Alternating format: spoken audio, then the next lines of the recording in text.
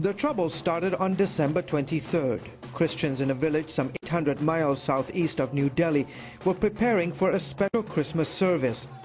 According to church leaders, Hindu radicals were opposed to the event and began attacking Christian homes and churches. Hindu hardliners insist the fighting started only after Christians tried to attack a prominent Hindu leader in the area. More than 700 homes were destroyed in 3 days of fighting. People have lost everything, almost all. 4 people lost their lives. I saw my grandfather burned to death right in front of my eyes, and I could do nothing to save his life. And across the Kandhamal district, church after church became targets for the raging mob. When you see all this, how they've destroyed your church. Sundar Sandigal stands in what's left of his small village church. They warned us not to spread the love of God and not to tell others. Do you have any evidence, Sergeant, that this was a coordinated attack, a planned attack? It's well coordinated, well orchestrated, because it has happened in 80 different places. Dr. Sergeant George runs an organization that documents the persecution of Christians in India. He says the attacks weren't just random acts of violence. They marked the houses, they knew where the churches were, that spontaneously they went and attacked. Sergeant and other Christian leaders believe the attacks are part of a much larger campaign by Hindu fanatics to stop lower caste Hindus known as untouchables or Dalits from converting to Christianity. God is moving among the Dalits and setting us free.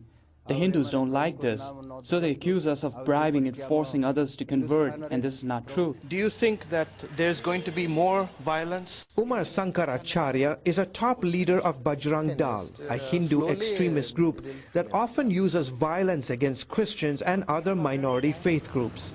He accuses Christians and foreign missionaries of using conversions to try and lower the number of Hindus in India. This is a problem and we will deal with it.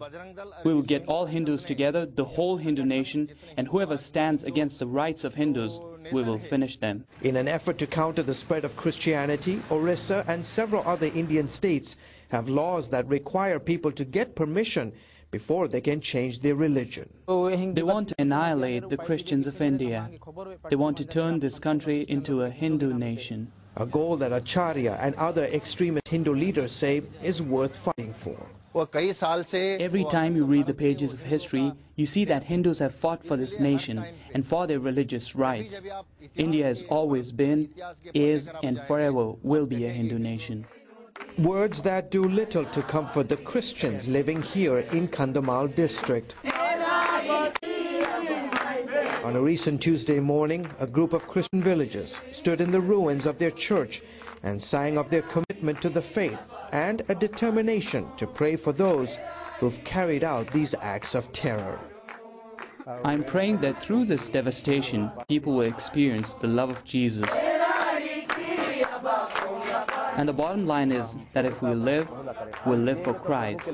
If we die, we'll die for Christ. Whatever happens, we'll worship the Lord.